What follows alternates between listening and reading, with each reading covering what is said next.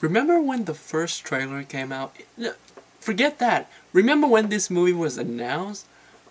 Nobody was on board. Nobody wanted this movie to happen. Nobody accepted.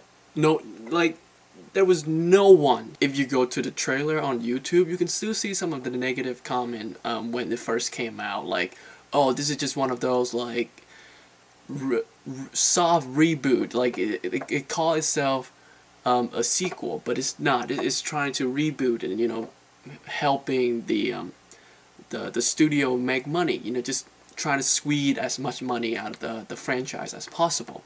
And like, you know, it's kind of a shame that we've come to a point where there's not many original movie in theater. Most of them are just reboot, prequel, sequel, and it's kind of sad that these people who's hating on the movie even before it came out, they actually kind of have a point. To answer the question, is Jumanji: Welcome to the Jungle a pointless, you know, money,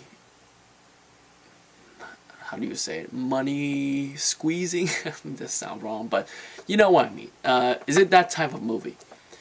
To a certain extent, yes, but it's definitely one of the better ones out there. Jumanji: Welcome to the Jungle for me is really enjoyable adventure feature, really entertaining performance from all four main characters. Let's talk about The Rock. I mean, at this point, The Rock, Dwayne Johnson, he's the most lovable human being on the planet. I mean, let's face it. You know, the guy, he's not just funny. He could be funny, he could be tough, he could be anything. But most important of all, he's very self-aware. And for this role specifically, there's a lot of moment where I feel like the script kind of make fun of the character of The Rock, like the WWE The Rock.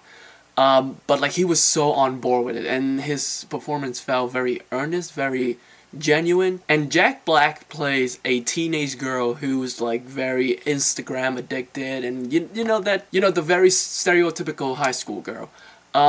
When I watched the trailer, I was worried about this character because it could have gone very wrong. It could have been the jar jumping. It could have been very, very annoying and over the top. But Jack Black's, man, like this dude, he found the right balance of, like, you know, making fun of that stereotype, but at the same time there's a lot of clever writing for that character. Actually, a couple of moments with real heart, like real emotion, and those moments really surprised me. Karen Gillian is a total badass. Like she, on the outside, she's really hot, really sexy, really like kick-ass sort of video game character. It's kind of like Tomb Raider in some way, but in fact the person that got sucked into Jumanji is like, she's kind of like a nerd, like a really smart person, and she's not used to being like super hot and like super, you know, kick-ass, and like she know kung fu, she know like dance fighting, whatever that was. It was really fun how they play with that character. And Kevin Hart is, well, Kevin Hart, you know, but it worked. It worked for this movie. I was kind of disappointed because everyone else was just playing a different version of themselves. Even The Rock, like we all know, The Rock has made a career of playing himself in most movies. But in this movie, he make fun of himself, and he was playing, like, again, he play a nerd. And to see this person interact with, you know, the video game aspect of this world, the Jumanji world, was really entertaining. And to see him, like, you know, pointing at his like muscles and like, where's my hair, like those are great. But let's go back to Kevin Hart. Kevin Hart basically play himself, but there's a couple of moments where he's like recite scientific fact about certain animals or something that you don't expect Kevin Hart to say, and it's really great. Like he would have a moment where it's like, oh, this is not a rhinoceros, this is a hippo. Like hippo is like, you know, he starts saying all the scientific facts about this animals, and then he just snap out of it like, how the hell did I know that? You know, like it's really fun. And the four of them were great individually, but like when you combine them, it's even better. Like the chemistry was there, and it just the different personalities sort of bounce back for it. And it's just really cool, really entertaining. And also Nick Jonas is in this, and you know, when I first saw him, I'm like, this character could go either way. This could be a really cool addition to the group, or this could just ruin everything that we've seen at this point. But fortunately, Nick Jonas' character is really cool, and he added a bit more heart and a bit more emotion into the story.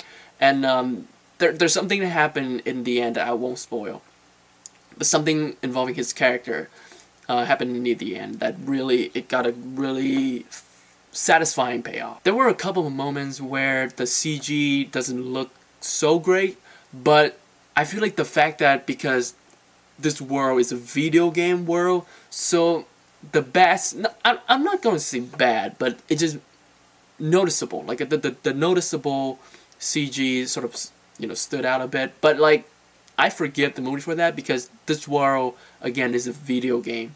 And you know, when we talk about best CG, we say, oh, like, you know, Steppenwolf, he looked like a video game character.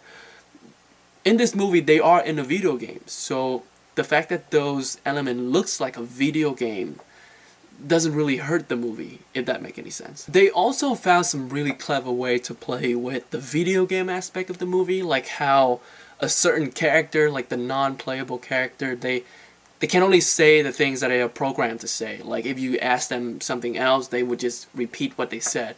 Or that, you know, Kevin Hart backpack would carry like an unlimited amount of, you know, weapons and tools and that kind of stuff. It's really fun how they play with it. Like even with the flashback, like when you know, you cut to the flashback, a character would be like, oh, this is not a flashback, this is actually a cutscene from a video game, you know. Like it's really cool. This is a cool movie, a clever movie that no one saw coming. One thing that I do want to point out though is that you remember in the trailer when they show, like, they have, like, you know, tattoo, like the 3 line tattoo on their arms.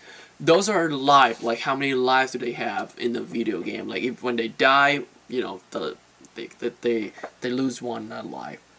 I feel like near the end, some character, like some got well, like just 1 left, but some just have like two lives left near the end. So I feel like that sort of lower the stake for the action sequence, because, like, you know, in a real situation, like when a character dies, they die, but in this world, like, you just know, like, it's okay if they die. Like if they die, they can come back for maybe 1 or 2 more times.